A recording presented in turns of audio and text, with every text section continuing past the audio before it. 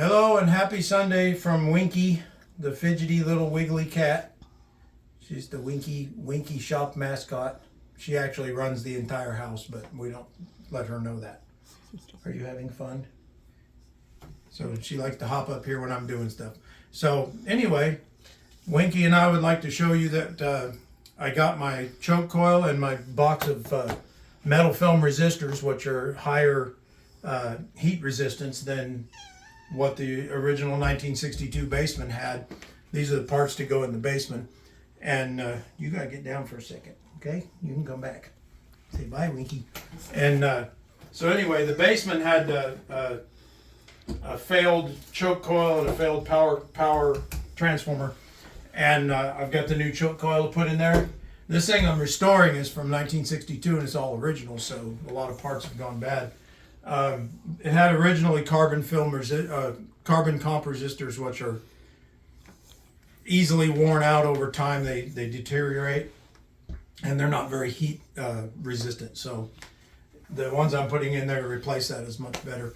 So I have a few things that I've been working on this Sunday, and everybody watching the Super Bowl, more power to you. If you're watching it, you can watch my video afterwards, but if you're not, you're like me, and even though years ago I used to be a fan of the San Francisco 49ers and the Kansas City Chiefs when Joe Montana and Jerry Rice were playing, after they got out of the sport and all the politics and all the stupid shit that happens in all the sports and everything kind of turned me off from watching football completely. So I don't do it too much anymore.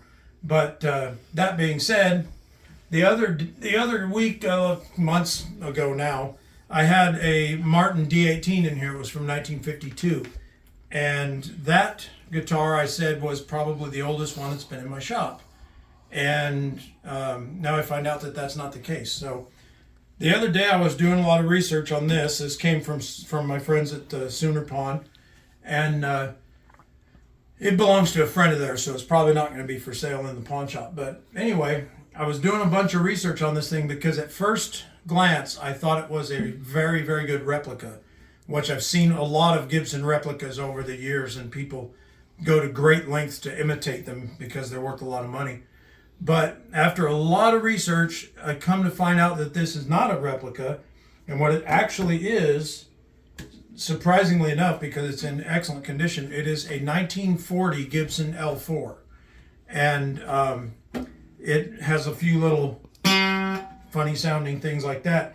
But that's caused by the fact that the neck isn't completely flat. The frets need some attention.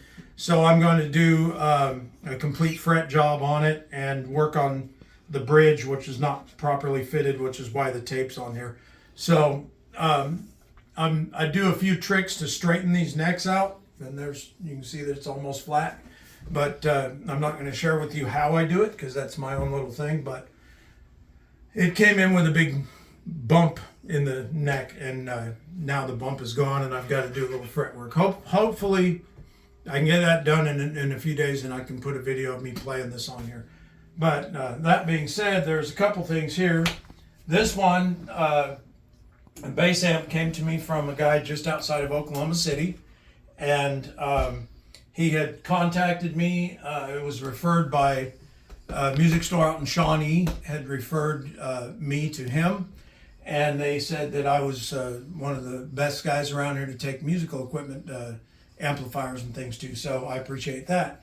But he said that the volume drops off and it gets real scratchy and all that kind of stuff. So I've tested this today and discovered that several of the pots are either extremely dirty or damaged, so I'm going to have to get it apart. I did get it working, and it works, and it's fine, but it makes funky noises, so I'm going to take that apart in the next couple of days and get inside and clean the electronics on it and see if the pots are in good condition or they might need to be replaced.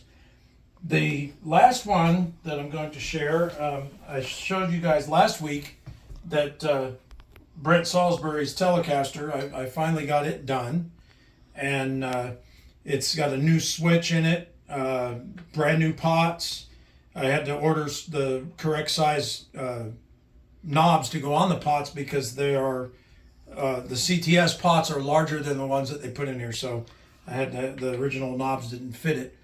This is a Japanese reissue of a Fender 62 Fender Telecaster, and the Japanese it was built in 1989, and when they did that in the 80s, they used some metric size pots, so they're different from the ones I put into are CTS, which are the best pots you can get.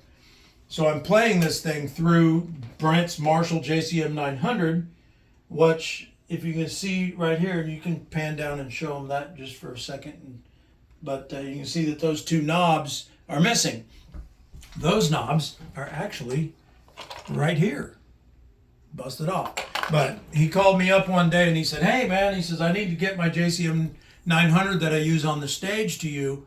And I said, well, what happened to it? And he said, "Well, I was putting it in the van and I ran it across the back door of the van and sheared two of the knobs off. So I have to replace these two pots." Now, when I'm testing this, it works, obviously, because he was using it on stage, but it has, the buzz is because of my lights and a few other things, and also because that's single coil.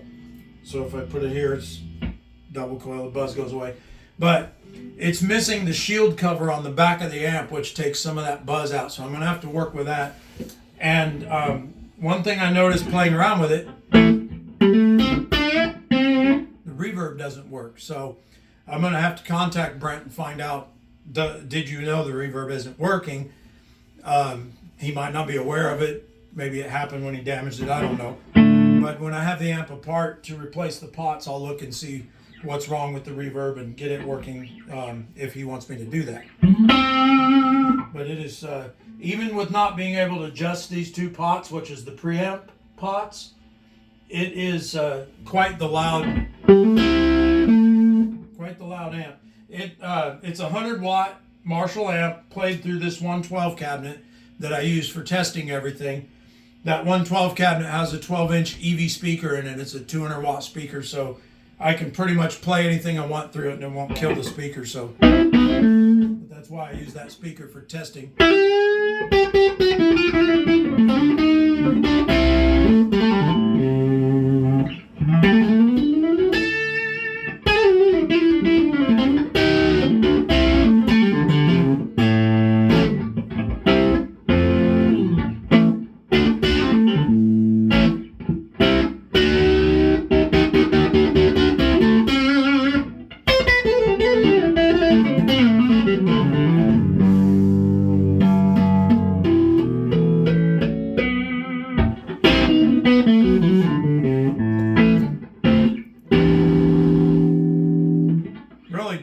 Awesome little amp, and I actually love this guitar quite a bit. I think Brent will be really pleased with it. I went through, he said replace the switch, and I went through the whole thing.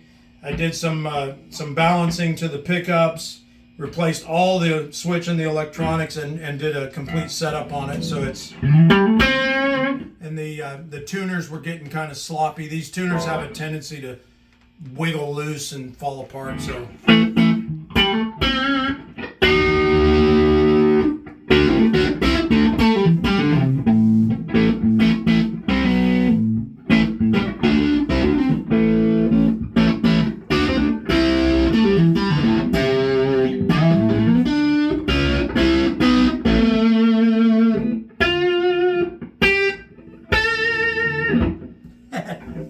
love Brent's guitar. So anyway, just wanted to share all that stuff with you, and I'll have Brent's amp apart and dig into why you can see that how dirty this is, and there's like marks on top of it.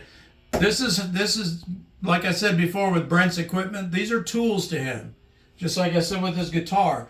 These are awesome stuff. These JCM 900s go for probably $2,000, but that's a tool. That's Brent's wrench, because that's what he does for a living. And literally, that's what he does for a living. That is his job, to entertain people, and that's what he uses. So I get it. It's a tool, and you know, it needs to be used as a tool. But Brent's hard on his equipment. He's hard on his tools, and so he relies on me to take care of it. So I will do that. Come on, Winky's back. Come on, get up here. Come on. Here. Come on. Everybody wants to see you. Come on. Now she's embarrassed. Are you going to get up here or not? Come here. I'll pick you up. She's embarrassed. She's camera shy now. She's not camera shy. She's just a big poo. So anyway, from Winky and myself and Trish behind the camera. And by the way, she made some awesome smoked salmon for dinner, so that was just too cool. Winky was trying to steal it.